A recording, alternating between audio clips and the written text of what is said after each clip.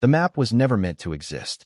It was drawn with ash and lamp oil on the back of a church census record, folded so many times it cracked like old skin. When they found it in 1931, hidden inside the wall of a burned seminary in coastal Georgia, no one could agree on what it showed. Rivers bent the wrong way. Roads led nowhere. Towns appeared that had never been recorded. But the most disturbing detail was this. Every line was correct. Surveyors checked. Army engineers checked. Even railroad men checked. The distances were perfect. The angles exact. The land matched reality down to inches. And at the bottom, written in cramped, shaking ink, were 7 words. I was never allowed to hold the compass. No name. No date. Just that sentence. Church leaders said it was a prank. Historians said it was coincidence. But the local elders went quiet. One of them locked himself in his house and burned every family letter he owned. Another packed up and left the state that same night. Because the map was not new. It had been copied. Again and again. For over 100 years. Always by hand. Always by memory. Always by people who swore they had never been taught how.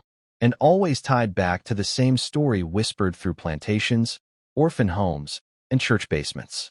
A man born enslaved who could see land the way others saw faces. A man who never owned a tool, never touched a compass, never learned to read, yet could guide armed men through swamps where soldiers vanished. A man the records tried to erase, because he knew where things were buried. And worse, he knew where they were going to be buried next. He was born sometime around 1812. No one wrote it down. The plantation ledger only called him Boy. Later, Isaac, a name given, not chosen. He was small, quiet, and slow to speak. Overseers thought he was simple. Preachers thought he was empty. But Isaac never got lost. At 5, he could walk into pine forests that swallowed grown men and come back before sunset. At 8, he could follow creeks upstream in the dark. At 10, he corrected white surveyors when they marked boundaries wrong. They laughed at him, until they realized he was right. Isaac could not read letters. He did not know numbers. But land made sense to him. He felt slopes in his feet. He smelled water under dirt. He counted distance by breath and pulse. He drew maps in his head. The first time they tested him, they blindfolded him and led him 3 miles away, spinning him until he vomited. They dropped him in unfamiliar woods and waited. He walked straight back. Not fast. Not scared. Straight. That was when they stopped letting him sleep near others. That was when the churchmen took interest. That was when the locks changed. They never let Isaac touch a compass. Never let him see a printed map. Never taught him north or south. Because what Isaac did scared them. He didn't need direction. He remembered the earth. In 1839, Isaac was moved. Officially, he was donated to a church-run seminary meant to train poor boys for labor and faith. Unofficially, it was a holding place for things that didn't fit. The seminary sat on land older than the town. Graves without names lined the tree line. The basement flooded even in drought. Isaac was kept below. They used him at night. Men came with maps rolled under their arms. Rail planners, land buyers, militia officers. They asked Isaac questions they pretended were games. How long would it take to reach the river from here? Which ground won't swallow wagons? Where could bodies disappear? Isaac answered, not because he wanted to, because silence meant punishment. The priests told themselves it was God's gift working through him. But they never prayed with him, never baptized him, never freed him. They wrote his answers down. Then they locked him back in the dark. Children at the orphan wing were told never to listen at the floor vents. But they did. And they heard Isaac whispering to himself, naming hills, trees, paths that no longer existed. He was mapping things that were gone, and things that hadn't happened yet. By the 1850s, men began to notice patterns. A railroad collapsed exactly where Isaac had worn the soil, was tired. A flood wiped out a town he said was standing in borrowed space. Graves were dug where he said the ground was already hollow. No one thanked him. They blamed him. By then, Isaac was older. His hair went white early. His hands shook. He began scratching lines into the stone floor with broken nails, trying to hold on to what he saw. The church took those stones away, burned them, because Isaac had started drawing places no one had built yet. And they were afraid. Not that he was wrong, but that the land was listening to him and obeying. Isaac did not die in a normal way. There is no grave, no death notice, no church record. He simply stopped being there. On the night of August 11th, 1861, During the early months of the Civil War, the seminary doors were found unlocked. The basement cell was open. Chains lay on the floor, neatly arranged, as if removed with care. No signs of struggle, no blood, but something else was wrong. Every map stored in the seminary office, military routes, land deeds, parish surveys, had been altered, not destroyed, corrected.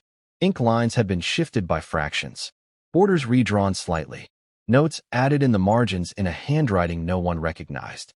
One priest swore he saw footprints leading into the marsh behind the church. They stopped halfway in. Just stopped. By morning, soldiers were already searching. Dogs refused to follow the scent. One handler claimed the dogs began whining, pulling back, as if the ground itself scared them. They never found Isaac, but they found what he left behind. In 1874, 13 years after Isaac vanished, a farmer's wife in South Carolina found a folded paper inside her dead father's Bible. It was a map, hand-drawn. No title, no legend, just landlines and symbols scratched lightly, like someone afraid to press too hard. Her father had never traveled. Yet the map showed 3 counties perfectly. At the bottom were words written so faint they almost disappeared. Do not build here. The ground remembers. The family ignored it. They built anyway. 5 years later, their house collapsed into a sinkhole during a dry summer. No rain, no warning. Stories like this spread quietly, always whispered, always dismissed in public. But families kept the maps. They passed them down like curses. In 1892, a church-funded orphanage opened on land donated by a local judge. It was praised as a place of order and discipline. Within a year, children began sleepwalking. They woke up muddy, feet bleeding, hands full of dirt. Some were found standing at the edge of the woods, staring at nothing. A teacher reported that one boy, barely 7, had drawn a map of the orphanage grounds, perfect down to the fence posts. He could not read. When asked how he knew, he said, "An old man showed me where the lines go." The basement flooded that winter. 3 children drowned. The orphanage closed quietly. No investigation. The map the boy drew was locked in a filing cabinet and later burned. But copies survived. By the early 1900s, certain churches knew the truth. Not all of it, but enough. They knew Isaac had not been unique. He had been contained. And without him, the knowledge was leaking into others. Children, laborers, people with no training and no permission. So the church councils met. Minutes from one such meeting, found decades later, contained a single chilling sentence. The land must be taught to forget. They began buying properties tied to the maps. Cemeteries were moved, roads rerouted, old buildings torn down and rebuilt wrong, intentionally misaligned, as if confusing the ground below. And when that failed, they silenced families, burned papers, sent children away. In 1918, a railway engineer named Thomas Hale submitted a report warning that a new line would fail. His report included a hand-drawn map matching one traced back to Isaac's style. When questioned, Hale broke down. He said he'd never studied land, never learned mapping. He said the image came to him in dreams. He described a man with white hair and scarred hands who never looked him in the eye. "I don't need tools," the man told him. "I already walked it." Hale was fired. The rail line was built. It collapsed 2 years later, killing 17 men. The report was buried. So was Hale, 6 months after that, officially by illness. By the time the last verified Isaac-style map appeared in 1931, scholars finally understood something terrifying. These were not maps of land. They were maps of memory. They showed where pain had soaked in, where bodies had disappeared, where prayers had been forced into the dirt. The land was not neutral. And Isaac had been listening. The map found in 1931 was different, not because of the lines, but because of what was written beside them. Along a dirt road that did not yet exist were names. Not towns, not landmarks. People, entire families, written in faded ink, clustered around future intersections and planned developments. Some names were crossed out, some circled, some underlined twice. At first, historians thought they were landowners. They were wrong. Local records showed something worse. Every circled name belonged to someone who would later die suddenly. Accidents, illnesses, disappearances, always near the location marked. The crossed-out names, people who moved away. The map was not showing where things were. It was showing where people would be taken back. And at the bottom, that same sentence again. I was never allowed to hold the compass. A compass tells you where north is. It gives direction. But more importantly, it gives authority. In the early 1800s, only certain men were allowed to decide what land meant. Who owned it? Who stood on it? Who vanished into it? Isaac could read land without permission. If he had learned north, south, east, and west, if he had learned their symbols, their power, he could have taught others. Not how to escape, but how to see. The church feared that more than rebellion. Because once people saw the land clearly, they would see what had been buried beneath churches, seminaries, and schools. They would see the shape of violence, and the land would remember them. So Isaac was kept untrained, unlettered, unarmed, not because he was weak, but because he was too strong. A damaged ledger from the burned seminary survived. Most pages were blank, except one. It listed maintenance incidents, dates where floors collapsed, walls cracked, wells dried up overnight. Beside each incident was a small mark, a dot. Researchers noticed something chilling. Every dot matched a place where Isaac had been questioned, where he had been forced to describe land. The seminary wasn't falling apart. It was responding. The building itself was reacting to what had been taken from the ground below it, as if the land was trying to reclaim what it had lent. After Isaac disappeared, the ability did not vanish. It spread, not evenly, not safely. Children in church schools began drawing strange diagrams during lessons. Teachers punished them, burned the papers, but the drawings came back. Always the same style. No compass rose, no directions, no scale, just memory. One nun wrote in her private journal, "They do not draw places. They draw wounds." She resigned 2 weeks later. Her journal was found sealed inside a wall after her death. By the 1920s, churches noticed a pattern. Buildings constructed on corrected land failed less often. Structures placed deliberately wrong, misaligned, tilted, off-grid, lasted longer. As if confusion calmed the ground. As if clarity angered it. The church stopped asking why. They focused on control. Maps were locked away. Surveying education was restricted. Anything that looked like Isaac's work was destroyed. Because the land was no longer just remembering. It was waiting. The marsh behind the seminary was never mapped correctly. Survey teams avoided it. Locals crossed themselves when passing near it. Even hunters said the ground shifted when no one was looking. This was where Isaac's footprints stopped. Church officials claimed the land was unreliable. But old plantation records used a different word. Kept. The marsh was believed to hold things that could not be buried properly. Bodies without names. Confessions without forgiveness. Sins too heavy for stone. Isaac walked into that place willingly. Not to hide, but to return something. There is a theory found only in personal letters. Never in official church texts. It says Isaac was never reading maps. He was being read by the land. The land showed him what it had absorbed. Pain. Movement. Death. Ownership forced through violence. Isaac did not control it. He carried it. And when he disappeared, the theory claims he did the only thing left. He gave himself back. Not as a body, but as memory. In 1907, a closed church council issued an instruction that never reached the public. It said, "No church shall be built aligned with cardinal directions. No basements deeper than human height.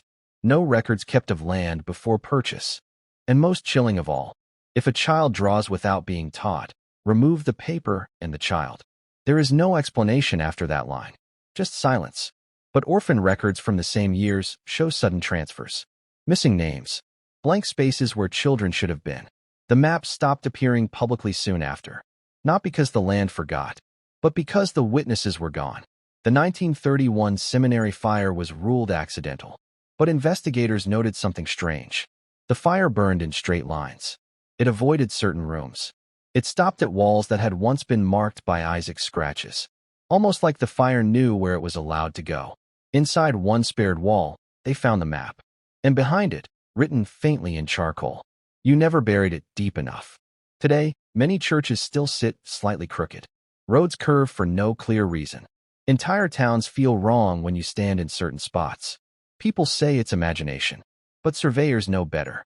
There are places where instruments spin, where GPS drifts, where directions lose meaning, places where the land remembers too much. Isaac was never allowed to hold a compass because he did not need one. He knew something more dangerous. That direction is not about north or south. It's about what the land is moving toward. And sometimes, It's moving toward us. The last known Isaac-style map was not found in an archive. It was found in a kitchen drawer.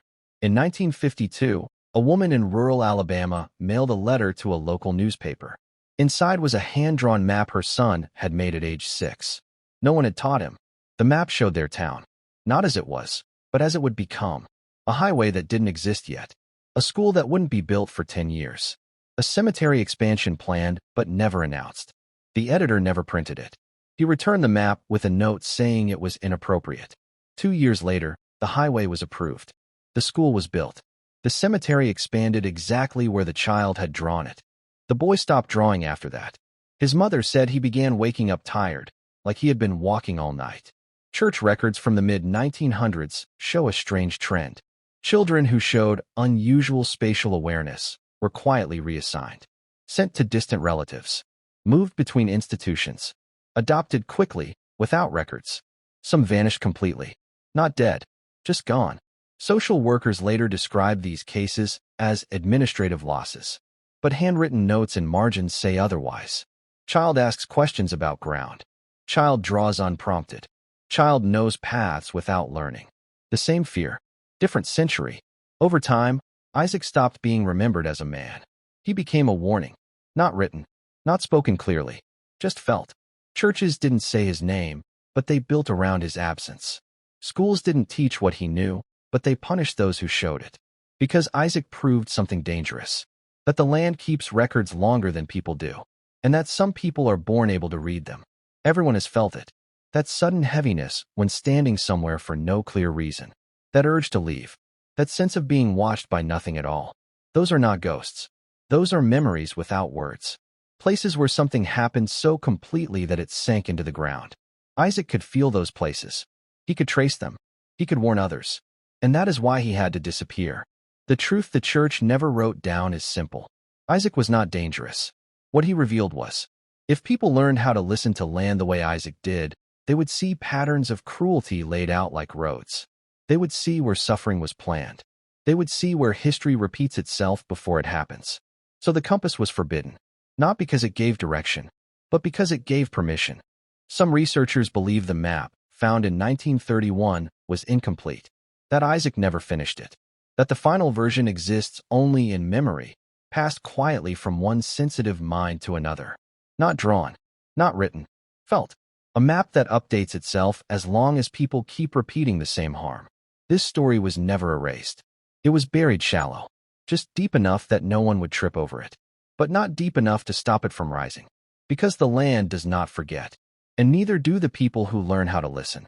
If you ever find yourself standing somewhere that feels wrong, if you feel the urge to move without knowing why, if a child you know draws places they've never been, do not laugh, do not punish, and do not try to correct them. They may be seeing something you were never allowed to learn. Isaac did not escape. He did not die. He became part of the record, a memory the land refuses to let go of. And as long as the ground holds what was forced into it, there will always be someone who can read it. This was not a story about a slave. It was a story about control, about who is allowed to know, and what happens when knowledge refuses to stay buried. Isaac never held a compass, but the land still knows exactly where he is, and it knows where we are too.